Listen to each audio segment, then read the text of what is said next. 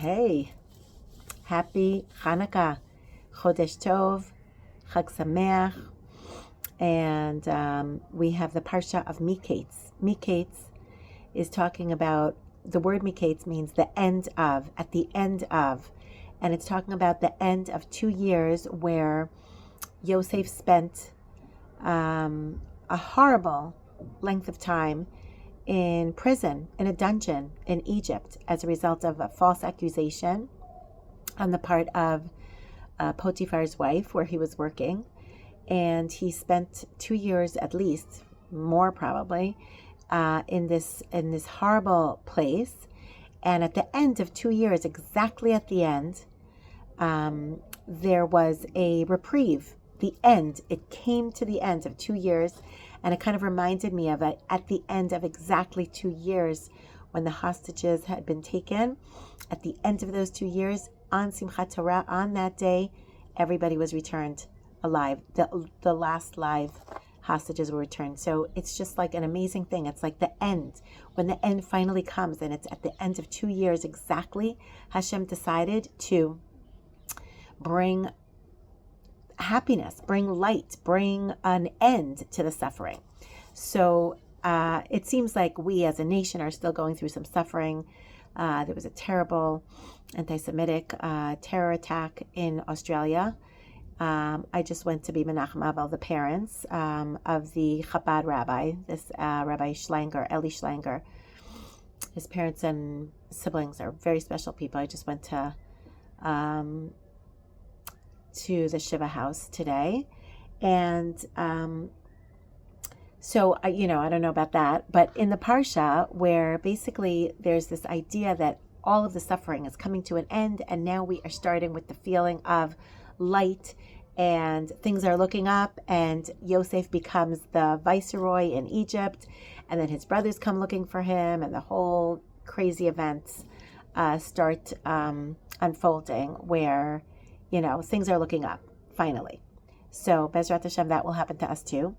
But the Midrash says about these words, Miketz Shnatayim Yamim, at the end of the 2 years when Paro starts dreaming, and we have all the interpreting that goes on with Yosef. They finally remember Yosef, and they bring him out of the dungeon, and they put him in a position of royalty. It says the Midrash brings this idea that Ketz Sam Lachoshech, Hashem in the end of the day will bring an end to the darkness. V'zman natan la'olam kama shanim ya'aseh ba'afela. That it's really talking about the whole entire world. How many years? There is a certain set time, and it's going to come to an end. It's a finite amount of years that the world will be in darkness, and then it will come to an end. Our suffering will come to an end, and Hashem will bring the redemption, and Hashem will bring the light.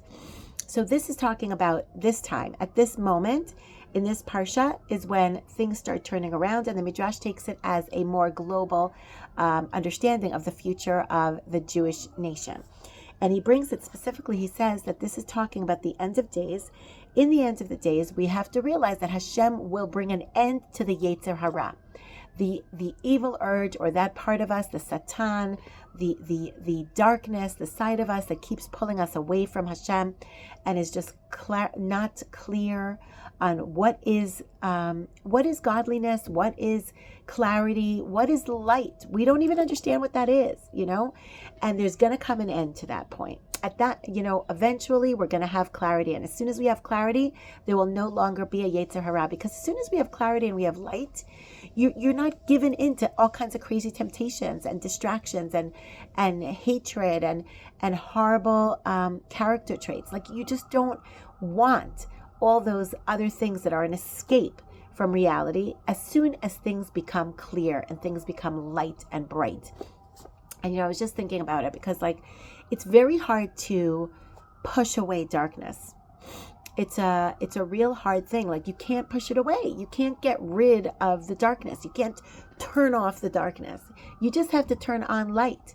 You just have to increase positivity and increase good. That's the only way to get rid of the darkness. It's such an amazing thing. These girls in my seminary that I'm running were they were in the office, a few girls were congregating, and I heard some complaints going on. I come in and I'm like, what's going on? And they said there's just so much negativity here. There's so many girls that are just like complaining all the time and breeding all this negativity.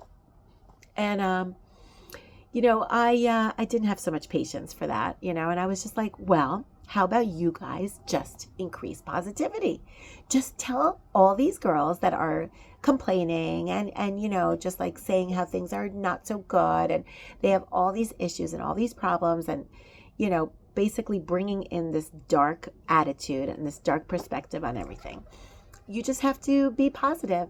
There's nothing you could do about it. I'm not going to go to each and every girl and work through her complaints and explain to her why those complaints are wrong.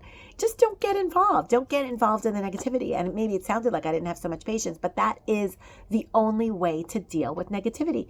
Just increase the light. There's nothing about like the darkness. You can't convince the darkness to go away unless you bring light. So it's interesting that this day, this Shabbat, okay, is also Rosh Chodesh, by the way, and it's Rosh Chodesh Tevet, which is really in the dark of winter, and we know that these days in winter in general, the days are shorter and the nights are longer, but there's a turnaround just right here on Rosh Chodesh Tevet. There's a little bit of a switch that the days start becoming a little bit longer and the nights become a little bit shorter. And it's like this like winter solstice where it's like it turns around. And it's interesting that the Netivot Shalom brings the fact that on this day, on Rosh Chodesh Tevet, in the Torah, do you know what happened on this day? Rosh Chodesh Tevet, it says, in Breshit, in the story of the flood, after the flood, it says, Hayom Hazeh, Ba'asiri be'echad lachodesh, and the 10th month, which is Tevet, if you start from Nisan, Iyar, Sivan, Tammuz, Av, Elul, Tishrei, Cheshvan, Kislev, Tevet. 10th month, Ba'asiri be'echad lachodesh, on the first of the month, Rosh Chodesh Tevet, Nir'u Rashi Heharim. We were able to see the tops of the mountains. The water went down a little bit. The flood was not so chaotic and not so dark. You were finally able to see something. It was visible, the tops of the mountains. So it's trying to say here that on the first of this month of Tevet, we have the beginning of the light. And that Netivot Shalom is associating this day when we read Parshat Miketz, the end of the darkness, the end of the Yetzer Hara, the end of evil, the end of anti-Semitism, the end of hatred, the end of disunity among the Jewish people, the end of all our suffering starts really on Rosh Chodesh Tevet. And he says an amazing thing also, that on Shabbat, every single Shabbat, it's amazing that it's coming out on Shabbat and Rosh Chodesh and Hanukkah all together. By the way, it's the longest Shabbat of the year, longest benching on this Shabbat of the year. So make sure you have your benchers and you don't try and bench after the meals by heart, which I kind of tend to do. But there's so many additions. There's the Al Hanisim, which comes up right away in the benching, and also Ritzei, and also Ya'aleh V'Yavo, for all three things, Shabbat, Rosh Chodesh, and Hanukkah. So what am I trying to say? I'm saying that on Shabbat, we also have this concept that in the light of the candles of Shabbat, we have a little bit of the Or HaGanuz. We have a little bit of the hidden light that Hashem created the world with and kind of hid aside because it was too overwhelming. The clarity, the presence of Hashem was just so felt. It was so obvious. It was so evident that it was too much. It was overwhelming for the people, so, and especially the non-righteous people. Hashem said, you know what? I can't let this light be out there because it's such clarity. It's overwhelming, and it's not allowing people to have free will. So he took away that light and he hid it. And only on Shabbat, every Shabbat, we have a little bit of a taste of it. We have a little bit more clarity. We have a little bit less distraction. We have a little less confusion and a little less darkness every Shabbat, because then we're able to feel Hashem. It's a little bit more evident and more obvious. So that is why Shabbat is called holy, and that is why Shabbat has this different sense to it. It's like the secret of Shabbat is really the ability that we have to sense Hashem's closeness, to have more emunah, to have more clarity, to have more light on Shabbat. Now the same thing exists on Hanukkah. In the candles, in the lighting of the candles of the menorah, we have the understanding that the Or HaGanuz, a little bit of that hidden light from the first days of creation, also comes up in our Hanukkah candles. So there's a special power to the prayers that we have in front of those candles, because the assumption is we have more emunah, more understanding of Hashem, more obviousness, more clarity. We feel Hashem's presence more when we gaze into those candles. And there's so many segulas, I'm sure you know, you've seen them, and people are sending all these memes around and all these prayers that you should say in front of the candles. Whatever it is that you say is fine, okay? But the point is that the little bit of the hidden light from the first days of creation, which is overwhelming clarity, understanding, feeling Hashem's presence, is there in the menorah candles. So take the time, 20 minutes at least, after lighting the menorah, when you just stand there and you pray your heart out and you really sense and feel that Hashem is right there with you. Along with Rosh Chodesh Tevet, which is that day where the tops of the mountains start to be seen and the days get a little bit longer. There's a little more light in creation, in the calendar, and there's a little less darkness. Finally, slowly but surely, the nights get a little bit shorter and the days get a little longer.